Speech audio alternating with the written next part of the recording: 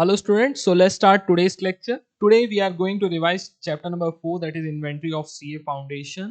Inventories जो term है जो इस चैप्टर में पढ़ने वाले हैं हम उसको हम ट्रेडिशनली पढ़ते आए हैं वर्ड क्लोजिंग स्टॉक से ओके और इन्वेंट्री ऑफिशियली अकाउंट्स में इंडिया के अंदर गवर्न होती है as per accounting standard 2 AS2 के थ्रू और AS2 को सिंपल टर्म्स में मैं बताऊं तो वो बोलता है कि सिर्फ फीफो मेथड से ही इन्वेंट्री का वैल्यूएशन होना चाहिए। इन जनरल मैं आपको एक चीज बता देता हूं, लेकिन हम यहाँ पर इस चैप्टर के अंदर सभी मेथड से देखते हैं weighted average method, simple average method, FIFO method, LIFO method. तो there are so many multiple ways to value the inventory. So ये सारे मेथड AS2 में नहीं लिखे हैं, AS2 से कुछ पार्ट बस उठाया गया है।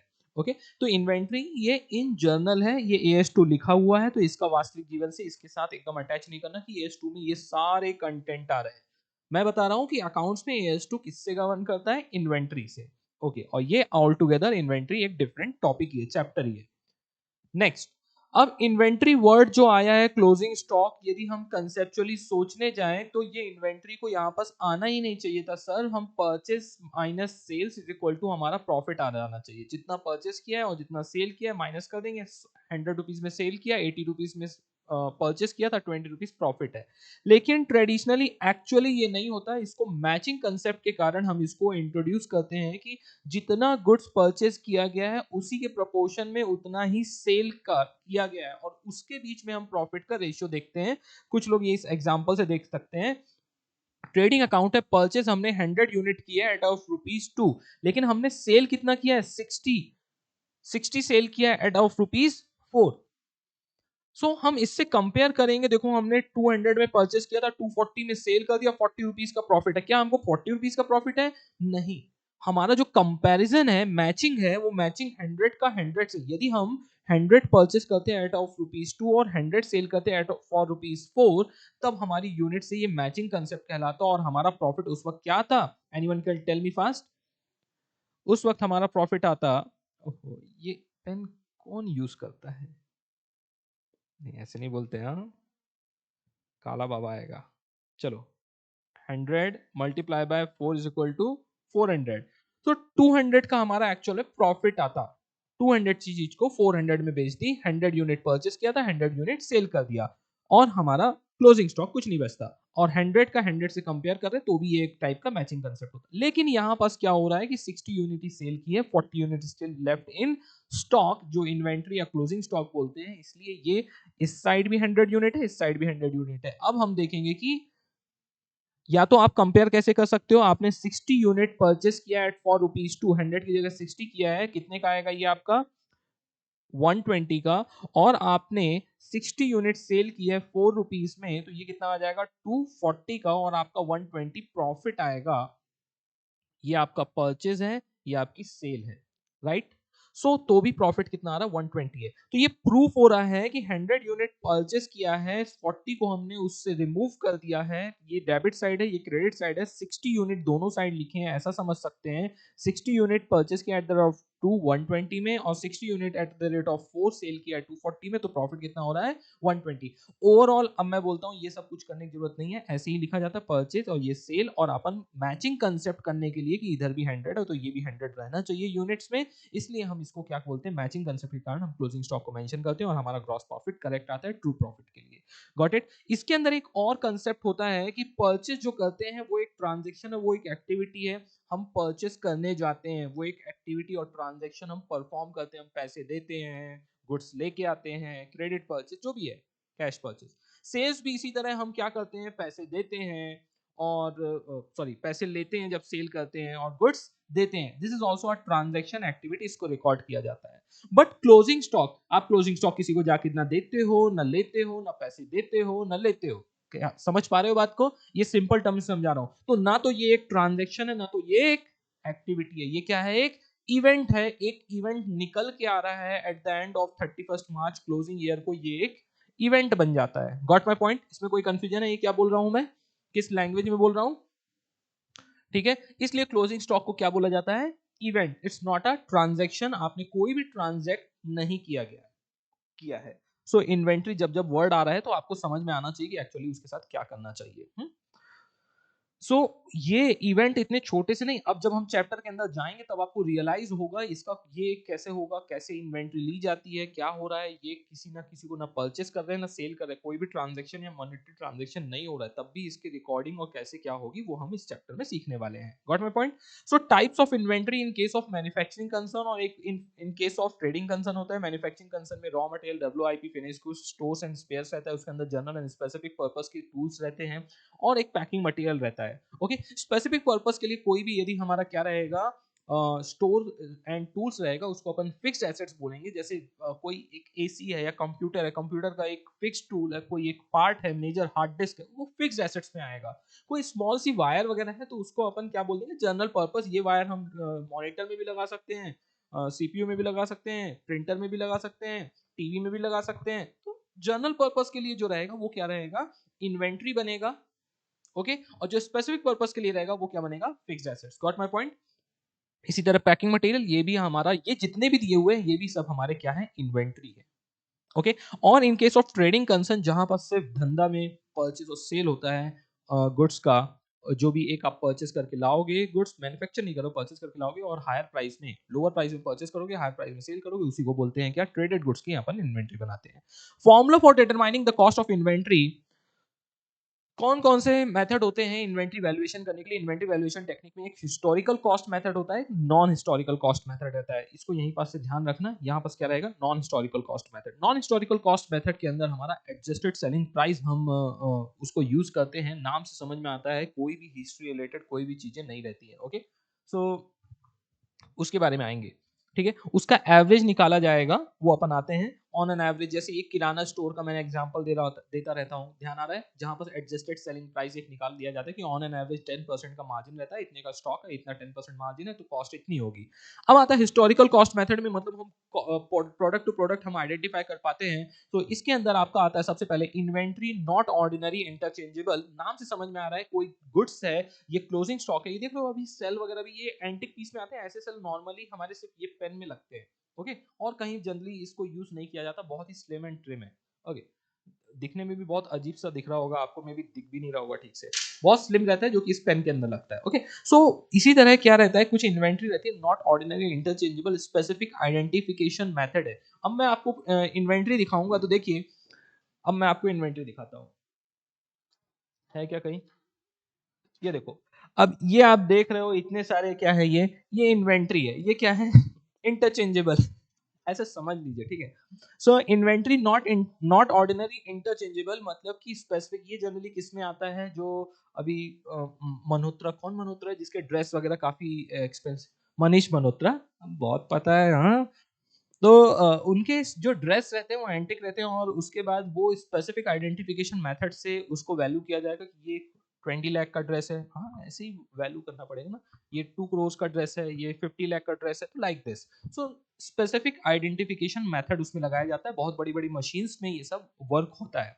अब आता है हिस्टोरिकल कॉस्ट मेथड में, इन्वेंट्री नॉट इंटरचेंजेबल, मतलब कि जल्दी वो एक दूसरे के चेंज नहीं हो सकती, किसी के रिक्वेस्ट पे स्पेसिफिक बनाया गया है। ये कैटरीना कैफ ने बोला था, इसलिए इसको स्पेसिफिकली उनके लिए बनाया गया है।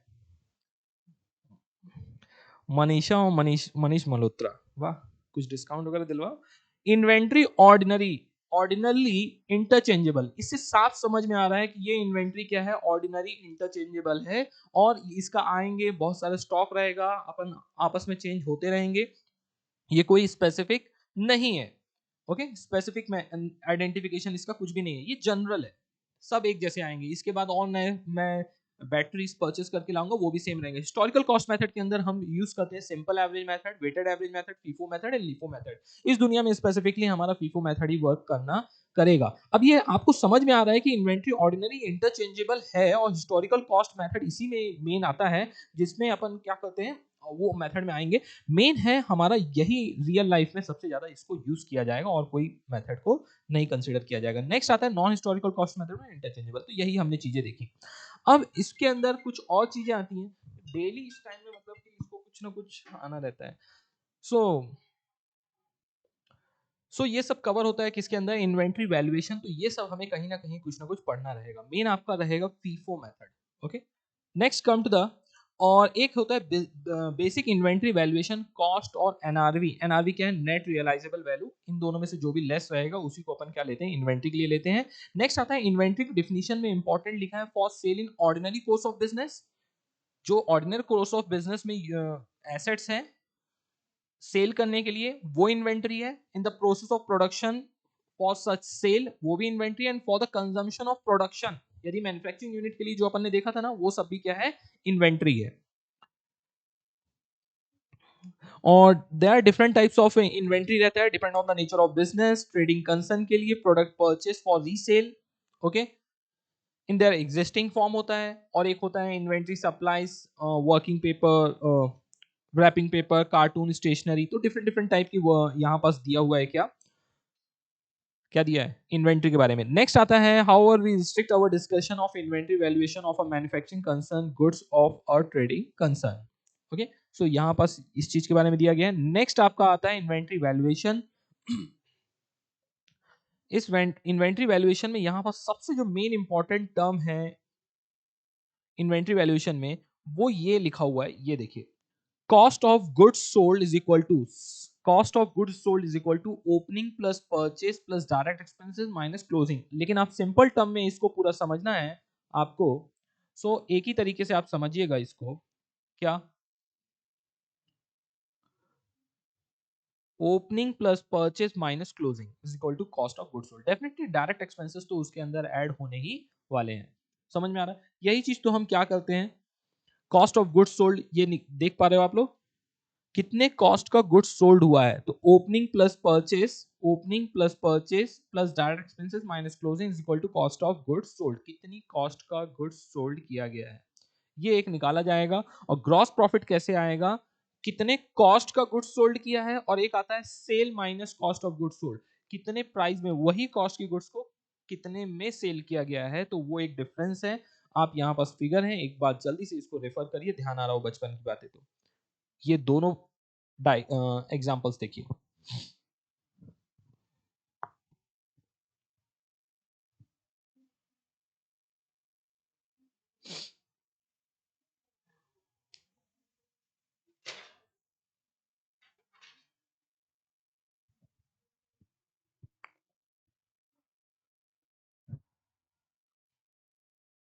डन। नेक्स्ट चलते हैं हम, आता है, ये ध्यान रखिएगा ये तो बचपन वाली बातें हैं। और एक और यहाँ पास कंसेप्ट है, ट्रेडिंग अकाउंट बताया गया है कि बोल रहा है कि जैसे जैसे आपका क्लोजिंग स्टॉक इंक्रीज होगा वैसे वैसे आपका क्या इंक्रीज होगा? क्लोजिंग स्टॉक के इंक्रीज होने से क्या ग्रॉस प्रॉफिट इंक्रीज होगा? सिंपल सा टर्म है, जितना आपका क्रेडिट साइड इंक्रीज होगा वैसे ही क्या होगा, आपका ग्रॉस प्रॉफिट भी क्या होने वाला है? इंक्रीज होने वाला है। ओके, यदि आपकी कॉस्ट डिक्रीज होगी तो भी आपका ग्रॉस प्रॉफिट क्या होने वाला है? इंक्रीज होने वाला। तो ये बेसिक कुछ कंसेप्ट्स हैं वो ध्यान रखिएगा। अच्छा, अब ये सब हम क्यों इन्वेंट्री वैल्यूएशन क्यों करते हैं? For determining the income, true income identify करने के लिए। यहाँ कहीं लिखा होगा, इसको पढ़िएगा। तो ये सब ये देखिए, ये लिखा हुआ है ट्रू इनकम आइडेंटिफाई करने के लिए। फाइनेंशियल पोजीशन, क्योंकि वो करंट एसेट्स भी बनता है जाके क्लोजिंग स्टॉक, तो इसलिए प्रॉपर्ली वो फाइनेंशियल पोजीशन पता करने के लिए। Liquidity of the assets, current assets और करंट लाइबिलिटीज का वो ratio and proportion working capital कितना है उसके लिए। Statutory compliance as per schedule 3 है। क्लास ऑफ गुड्स, जो रॉ मटेरियल ये सब चीजें हैं, इनको अपन को क्या करना पड़ता है? प्रॉपर्ली वैल्यू करना पड़ता है। बेसिस ऑफ इन्वेंट्री वैल्यूएशन क्या है? वही है, valued at lower of cost और नेट रियलाइजेबल वैल्यू। इन दोनों का जो लोअर रहेगा उसी को बोला जाएगा क्या? आपका इन्वेंट्री। और हाँ, यहाँ पास एक और कंसेप्ट है, प्रिंसिपल ऑफ कंजर्वेटिव अकाउंटिंग। ये क्यों किया जाता है ऐसा? कॉस्ट और NRB which ever is lower, क्योंकि प्रिंसिपल ऑफ कंजर्वेटिव अकाउंटिंग रहता है। Expense and losses anticipating basis पे ही हम रिकॉग्नाइज कर लेते हैं और रिकॉर्ड कर देते हैं। और गेन और लॉस जब तक रियलाइज नहीं हो जाता एक्चुअली में तब तक हम उसको रिकॉर्ड नहीं करते। इसी को बोलते हैं कंजर्वेटिव अकाउंटिंग। कंजर्वेटिव, ओके, थोड़ा सा, ओके।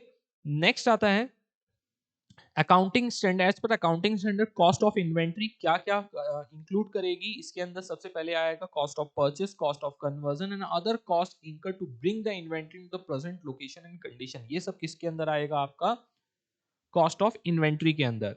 ओके इसके अंदर duties and taxes, freight inward, other expenditure, ये सब इसके अंदर के पार्ट बनेंगे। कॉस्ट ऑफ कन्वर्जन के अंदर यूनिट, ये आपका डायरेक्ट लेबर वगैरह जो उसमें लगे कन्वर्ट करने के लिए वो लगेगा। अदर कॉस्ट में interest and borrowing cost generally नहीं इंक्लूड होता है। स्पेसिफिक गुड्स लिकर वगैरह के केस में ही इंटरेस्ट एंड बोरोइंग कॉस्ट ही इंक्लूड किया जाता है किसमें, और एडमिनिस्ट्रेटिव कॉस्ट वगैरह इंक्लूड नहीं करेंगे। Exclusion from the cost of inventory, cost of inventory से क्या क्या हम एक्सक्लूड करने वाले हैं, abnormal item, amount of wasted material, labour and other production overhead, ये सब हम इसमें इंक्लूड नहीं करेंगे। स्टोरेज कॉस्ट गोडाउन का, production process prior to further production stage, unless कौन से प्रोडक्शन हम कर लेंगे, production process prior to the production stage के पहले के कॉस्ट को इंक्लूड करेंगे, एडमिनिस्ट्रेटिव ओवरहेड को नहीं करेंगे, सेलिंग एंड डिस्ट्रीब्यूशन कॉस्ट को इंक्लूड नहीं करेंगे। एनआरवी, नेट रियलाइजेबल वैल्यू, मतलब estimated selling price in the ordinary course of business, ये बोल रहा है कि इसको हमको यहां पास इंक्लूड करना है। आ जाते हैं तो एनआरवी के केस में, एनआरवी आपका क्या रहेगा, सेलिंग प्राइस माइनस आपका कंप्लीशन कॉस्ट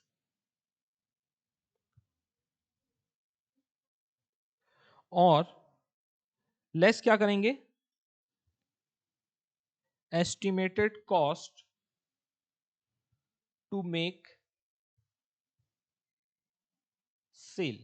तो ये सारे कॉस्ट जो है उसको डिडक्ट करेंगे तो वो क्या आएगा आपका नेट रियलाइजेबल वैल्यू। बहुत बार जो अंडर प्रोसेस गुड्स रहते हैं मैन्युफैक्चरिंग प्रोसेस में, उसको कैसे निकालोगे, क्या नेट रियलाइजेबल वैल्यू जो मशीन के अंदर है उसकी वैल्यू कैसे निकालोगे, तो वो क्या बोलेंगे, जितना भी सेलिंग प्राइस है, सेलिंग प्राइस से कंप्लीशन कॉस्ट को डिडक्ट करेंगे और जो कॉस्ट ऑफ सेल रहेगी उसको भी रिड्यूस करेंगे, तो क्या आ जाएगा आपका नेट रियलाइजेबल वैल्यू। और बहुत बार ऐसा केस होता है जब एनआरवी कॉस्ट से भी लेस होती है तो हम उसको भी रिकॉर्ड करेंगे और ऑटोमेटिकली हमारा प्रॉफिट क्या हो जाएगा, डिक्रीज हो जाएगा।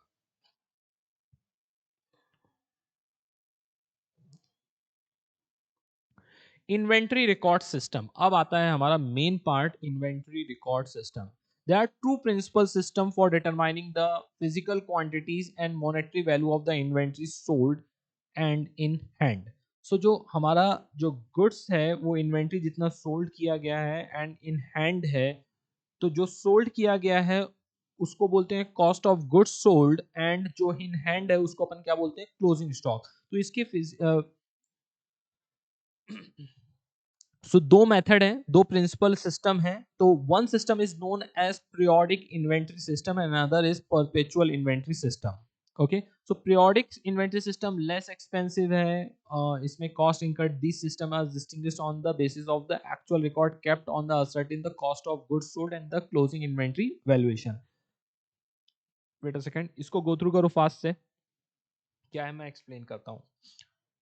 ये यहां से आप रीड करिए पीरियोडिक इन्वेंटरी सिस्टम।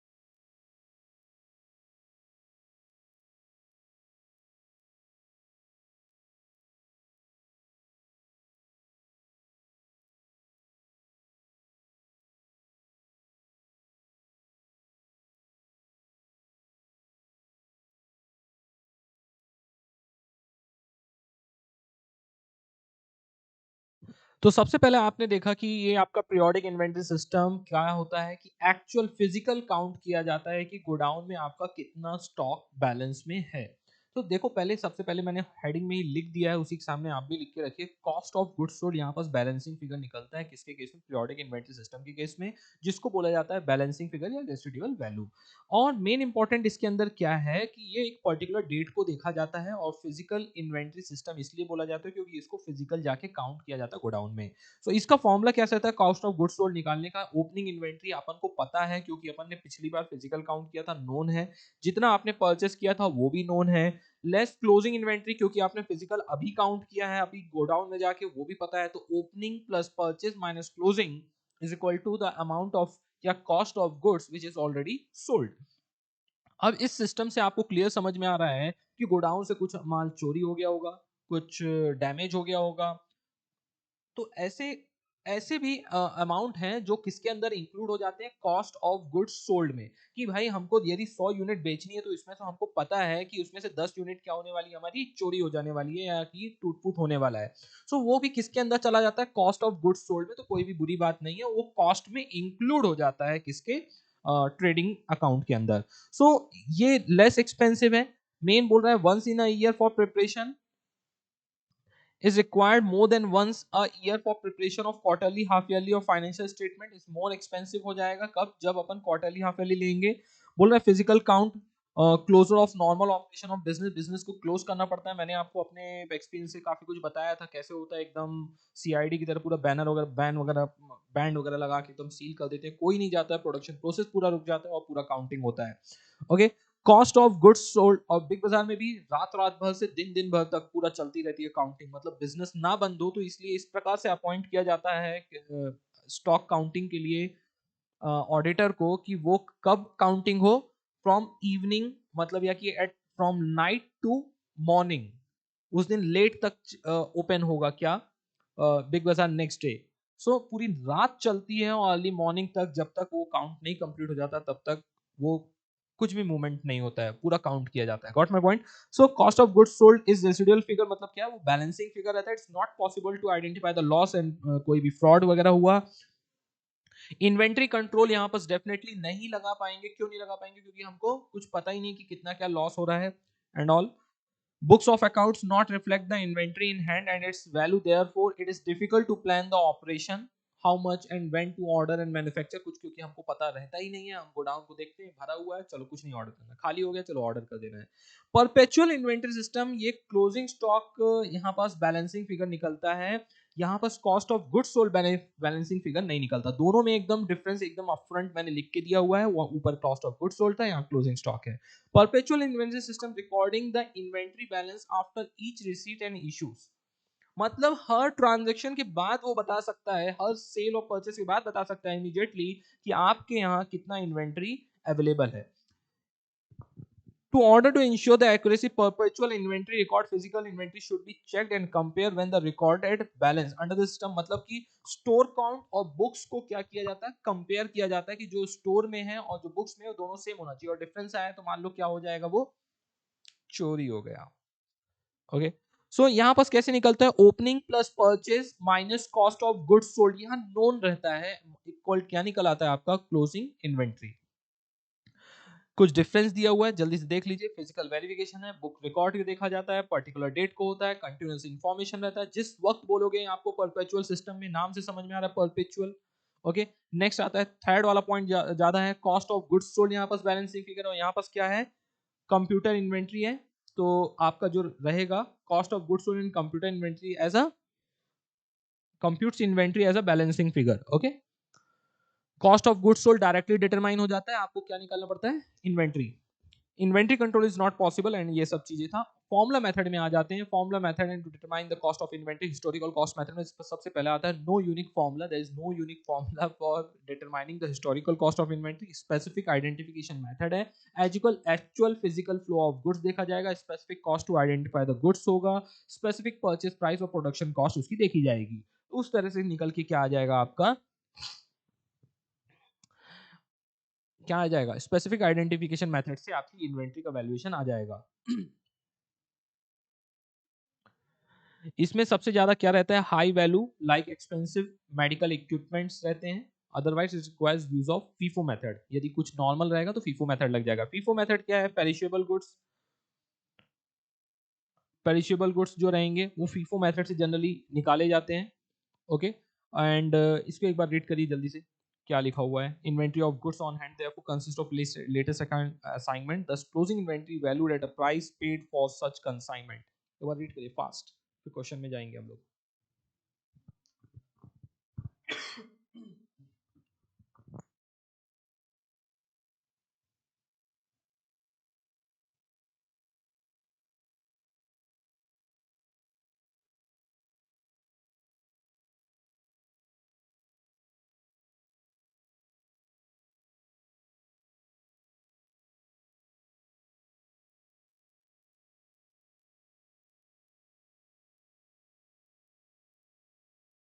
ये कहाँ यूज होता है, जहां पेरिशेबल गुड्स रहते हैं और जहां टेक्नोलॉजिकल चेंजेस आने के चांसेस ज्यादा रहते हैं, वहां पास अपन फीफो मेथड ऑप्ट करते हैं। जहां एक्सपायरी डेट रहेगी, पेरिशेबल गुड्स एक्सपायरी डेट, तो अकॉर्डिंगली जो पहले आया है वो पहले निकलेगा, मतलब पुराने गुड्स को।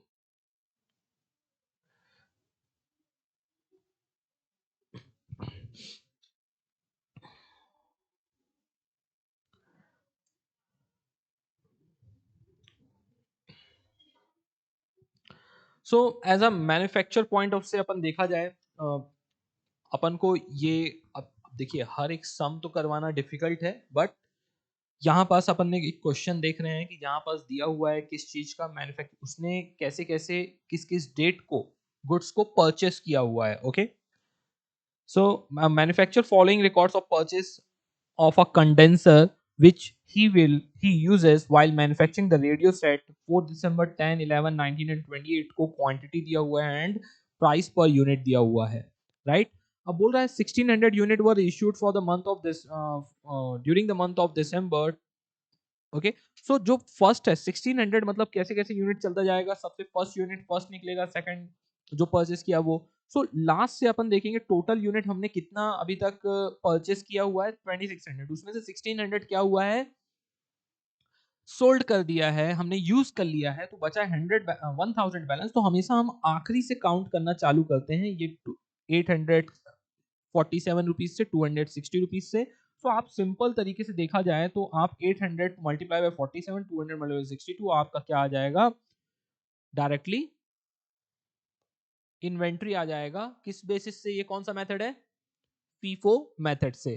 Got my point? इसमें कुछ भी अलग नहीं है, मेन है लीफो मेथड। लीफो मेथड में थोड़ा सा कैलकुलेशन ऐड हो जाता है। लीफो मतलब लास्ट इन फर्स्ट आउट, इसको रेयरली इस दुनिया में कोई यूज करता है। ओके, इसके इलस्ट्रेशंस में,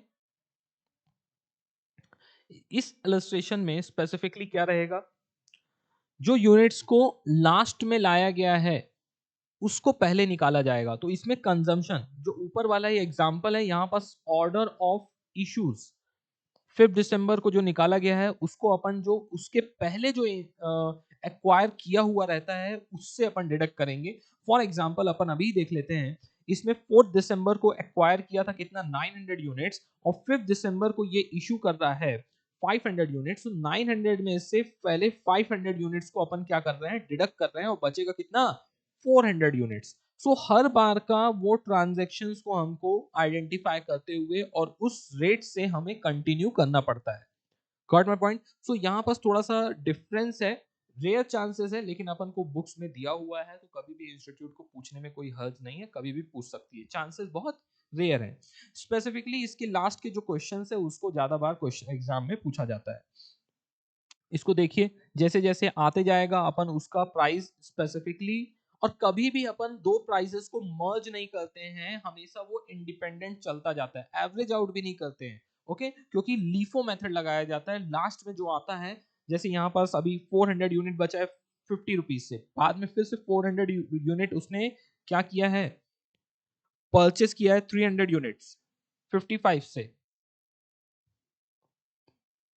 इशू आ रहा है ना, ये रिसीट है, ये रिसीट है, ये वाला रिसीट है, ये इशू है, तो ये रिसीट होते जा रहा है 455 से, तो ये यहाँ ऐड हो गया, फिर 355 से, तो ये यहाँ ऐड हो गया। सो कंटिन्यूअसली देख रहे हो, ये देखो, ये मैं जूम करके दिखा रहा हूँ। सो ये आपका ये 4 दिसंबर वाला है, उसके बाद ये 10 दिसंबर वाला है, ध्यान आ रहा है, ये शायद तक 11 दिसंबर वाला है, राइट। मैं दिखा देता हूं, ये देखो 4 दिसंबर, 10 दिसंबर, 11 दिसंबर।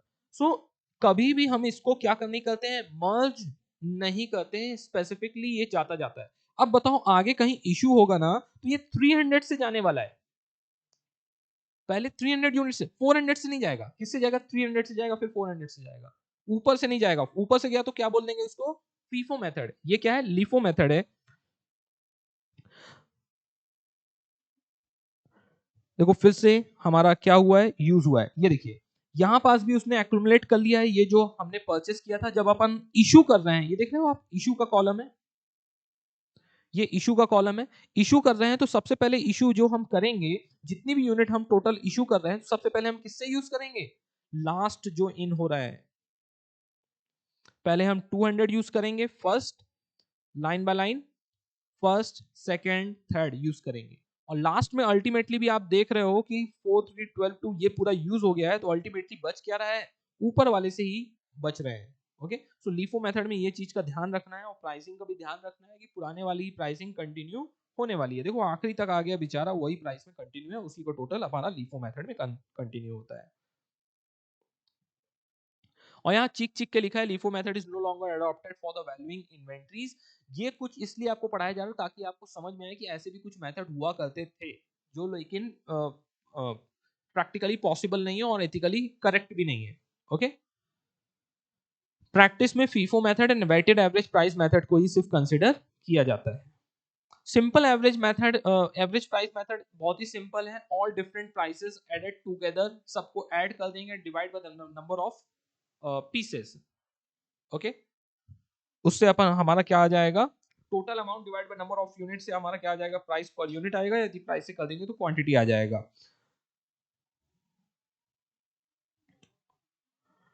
नेक्स्ट आ रहा है वेटेड एवरेज। तो weighted average price per unit, total cost of goods available for sale during the period, जितना भी total cost of goods available है, divide by the total number of units available for sale during the period, तो weighted average price आ जाएगा।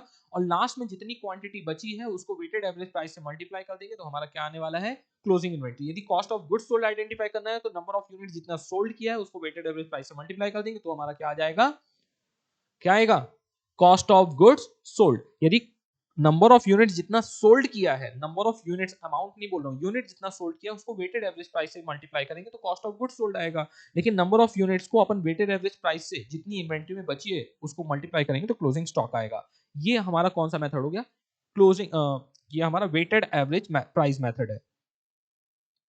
उसी example को वो सब कंटिन्यू करते जा रहा है। हर बार यहाँ पास सेम ही है, रिसीट एंड इशू सिर्फ क्या कर रहा है, हर बार वो जितनी भी टोटल क्वांटिटी है, हर बार उसको क्या करने वाला है, वो बताओ क्या करने वाला है, एवरेज करने वाला है। Got my point.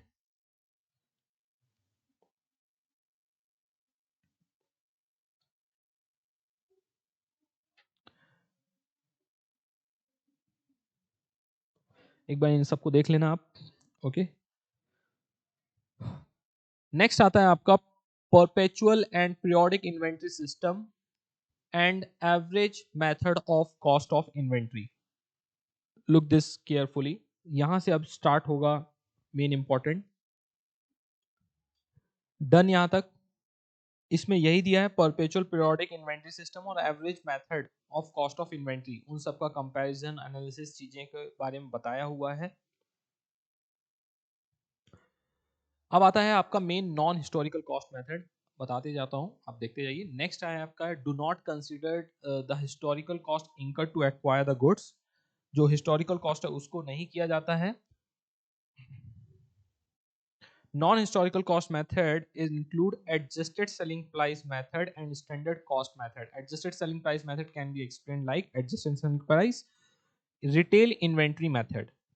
Retail business जो रहता है उसमें सबसे ज्यादा इसको यूज किया जाता है, उसमें सिमिलर मार्जिन रहता है और इम्प्रैक्टिकल रहता है कि उसका कोई कॉस्ट हम स्पेसिफिकली आइडेंटिफाई कर पाए। इसीलिए कॉस्ट ऑफ इन्वेंट्री कैसे किया जाता है, sale value of the closing inventory minus gross margin. अब ग्रॉस मार्जिन कैसे निकाला जाता है, बार बार उसके बारे में यहाँ पास एक्सप्लेनेशन दिया होगा। सेल माइनस कॉस्ट कर देंगे तो हमारा क्या आ जाएगा, ग्रॉस प्रॉफिट, और gross profit divide by sale करते हैं तो हमारा क्या आ जाता है, सेल के ऊपर हमारा कितना प्रॉफिट मार्जिन है, क्योंकि हमको किस पे निकालना है, सेल वैल्यू हमको दिया रहेगा, उसके ऊपर हमको क्या निकालना है, माइनस करना है। तो ग्रॉस मार्जिन का रेट बहुत बार क्वेश्चन में दिया हुआ नहीं रहने वाला, वो हमको क्या करना पड़ेगा, आइडेंटिफाई करना पड़ेगा। कैसे करोगे आइडेंटिफाई, सेल माइनस कॉस्ट निकल आएगा आपका क्या, gross profit, gross profit divide by sale, उतने पीरियड से अपन को ग्रॉस मार्जिन निकल आएगा। पर्टिकुलर इस क्वेश्चन में देखा जाए, एक बार इसको देखिए।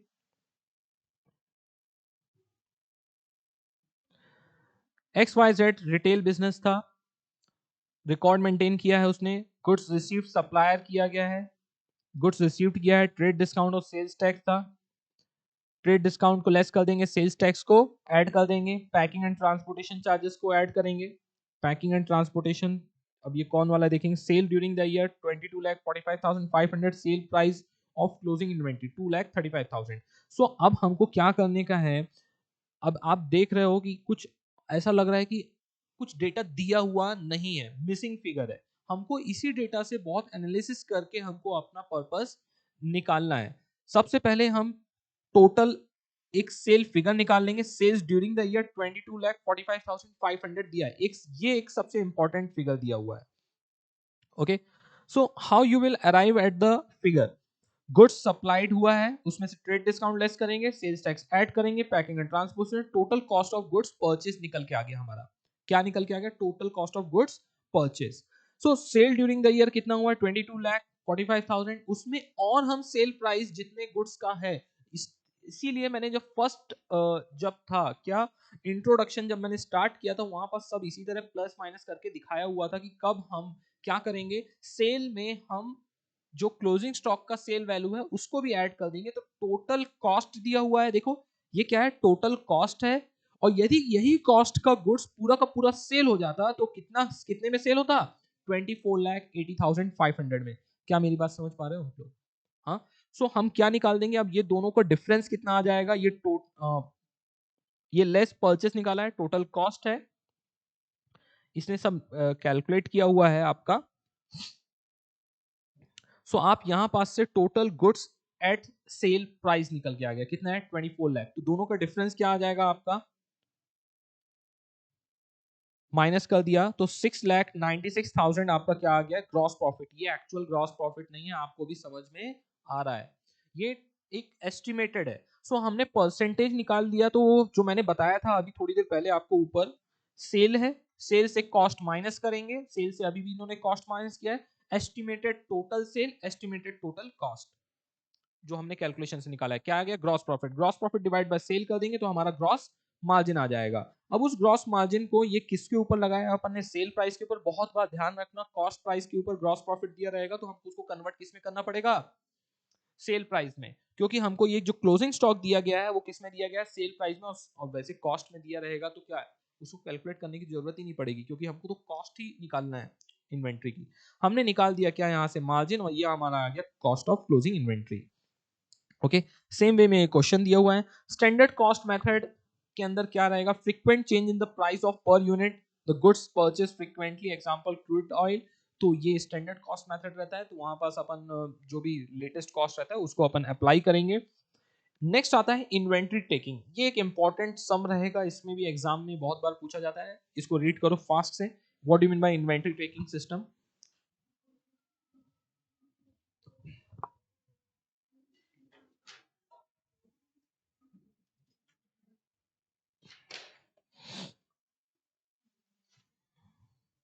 This is the last concept covered in this topic.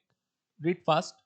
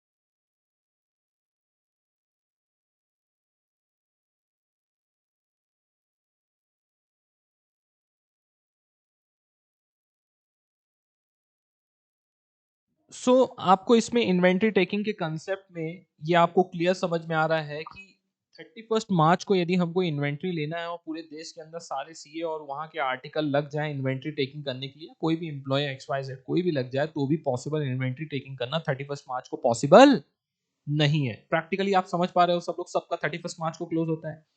इसीलिए इन्वेंट्री ट्रेकिंग जिस दिन हो सकता है, मतलब बहुत बार क्या किया जाता है, इन्वेंट्री ट्रेकिंग बिफोर 31 मार्च ले लिया जाता है या कि बहुत बार 31 मार्च के बाद, और उसके बीच में जो भी चेंजेस रहते हैं 2 से 3 दिन के, उसको एडजस्ट कर दिया जाता है। यदि पहले लिया जाएगा 31 मार्च के पहले, जैसे 25 मार्च को लिया, सो 25 मार्च के बाद जितना भी परचेस किया है तो वो क्लोजिंग स्टॉक में ऐड करेंगे, और जितना भी सेल किया है वो उसका cost of goods sold less करेंगे। यही चीज यहाँ दिख रहा है आपको, समझ आ रहा है?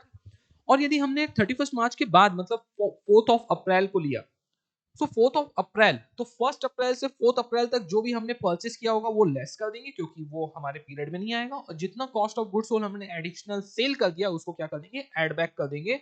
सो हमारा क्या आ जाएगा, इन्वेंट्री एज ऑन 31 मार्च आ जाएगी। Got my point? इसी का हमने एग्जाम्पल लिया हुआ था, इसको टूर टूर के देखो जल्दी से फास्ट।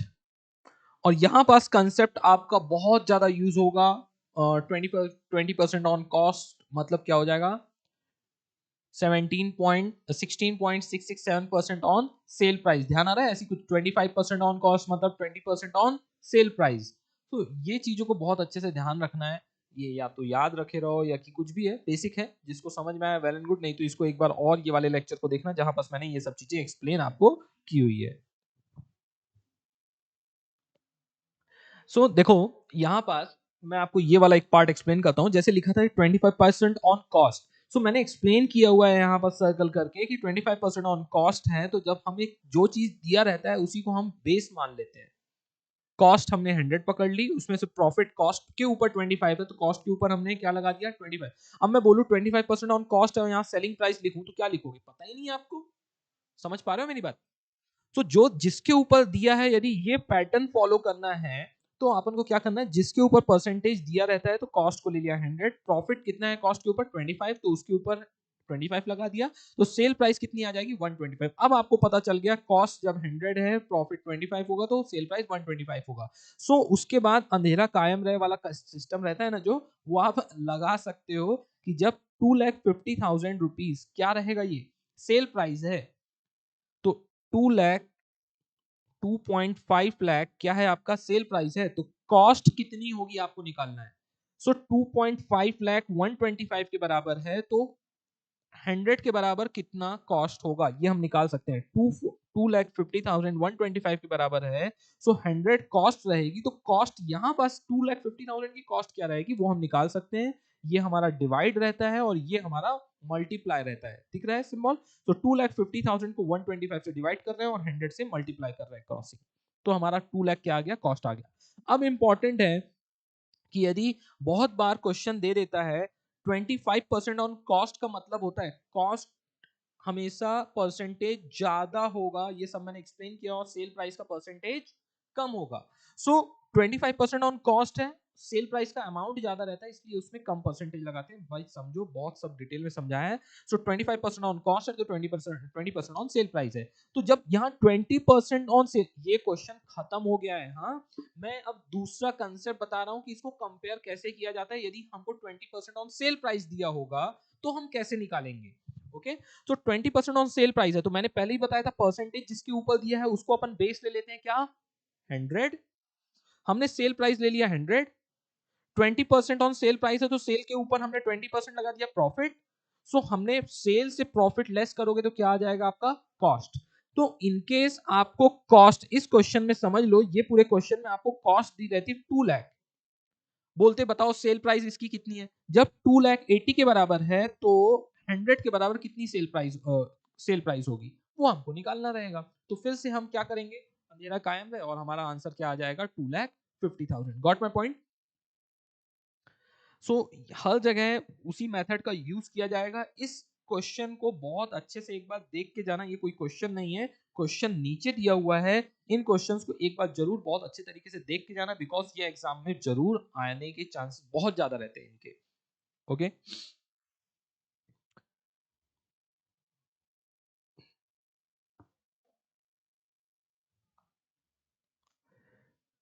मेन कंसेप्ट के अंदर क्या था, before and after. Inventory taking 31 मार्च को नहीं ली जाती है, बिफोर ली जाती है या तो आफ्टर ली जाती है। तो जो भी बिफोर ली होगी तो हम उसको क्या चीजें प्लस करना है और माइनस करना है, और आफ्टर किया है तो क्या माइनस करना है और क्या प्लस करना है, उसको ध्यान रखना है। और उसके अकॉर्डिंगली आपके दिए हुए क्वेश्चन में आपको उतना पर्टिकुलर एडजस्टमेंट करना पड़ेगा। ओके, कुछ क्वेश्चंस को आप देखना। और यहाँ पास यही एक मेन इंपॉर्टेंट कंसेप्ट है। एक है परसेंटेज वाला, कौन सा, जो हमने रिसेंटली ये देखा, एडजस्टेड सेलिंग प्राइस मेथड, और दूसरा आता है आपका इन्वेंट्री टेकिंग बिफोर या कि आफ्टर। यही दो टाइप के क्वेश्चन सबसे ज्यादा आने के चांसेस रहते हैं।